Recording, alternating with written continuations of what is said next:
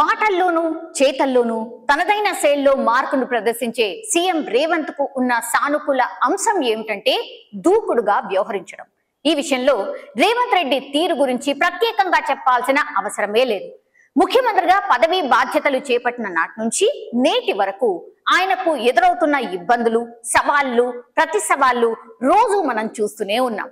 విపక్షంతో పాటు స్వపక్షంతోనూ అడుగడుగునా ఎదురవుతున్న అడ్డంకుల్ని ఆయన ఎదుర్కొంటున్నారు. ఆయన కాని వాటిని పట్టించుకోకుండా సీఎం రేవంత్ రెడ్డి ఎంచుకున్న దారిలో వెళ్తున్నారు. రాజకీయాల్లో కాలం కొత్త నాయకుణ్ణి, కొత్త నాయకత్వాన్ని తెర మీదకి తీసుకొస్తూ ఉంటుంది. కానీ అప్పటి వరకు తిరుగులేని అధికారంతో ఏకఛత్రాధిపత్యం ప్రదర్శించే వారికి చెక్ పెడుతూ కొత్త రాజకీయ నేతలు పుట్టుకొస్తూ ఉంటారు. అలాంటి జాబితాలో వారిగా చెప్పుకోవాలి ముఖ్యమంత్రి రేవంత్ రెడ్డిని.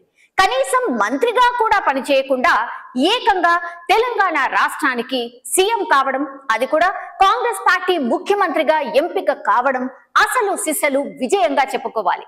కేంద్రంలోని మోడీ సర్కార్తో పంచాయతీ లేకుండా జాగ్రత్తలు తీసుకుంటున్న సీఎం రేవంత్ ప్రధాని పాల్గొన్న సభలో ఆయన సమక్షంలో మోడీజీ మేరే బడే భాయిగా వర్ణించడం ద్వారా మంచి మార్కులే కొట్టేశారు.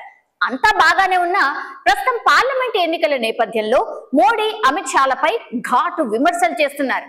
దేశంలో ఏ కాంగ్రెస్ పిసిసి అధ్యక్షుడు కానీ, వివిధ రాష్ట్రాల్లో అధికారంలో ఉన్న కాంగ్రెస్ ముఖ్యమంత్రులు కానీ చేయనంత ఘాటుగా నరేంద్ర మోడీపై రేవంత్ రెడ్డి ఫైర్ అవుతున్నారు.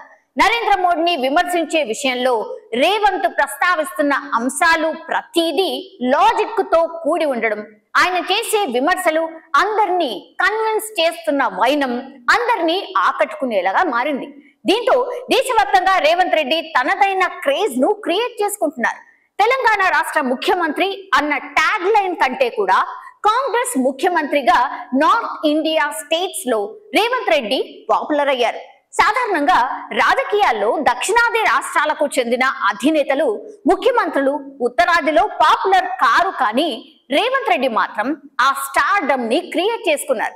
సీఎం రేవంత్ రెడ్డి తన వాదన పటిమతో హిందీ ఛానళ్లకు ప్రత్యేక ఇంటర్వ్యూలు ఇస్తూ ప్రధాని నరేంద్ర మోడీ మీద సరికొత్త తరహాలో విమర్శలు చేయడం, at the same time Hindu వ్యతిరేకిగా కాకుండా వారి పట్ల సానుకూలతను చూపిస్తూనే మోడీ విధి విధానాల్ని విమర్శిస్తున్న వైనం అందరినీ ఇప్పుడు ఆకట్టుకుంటోంది.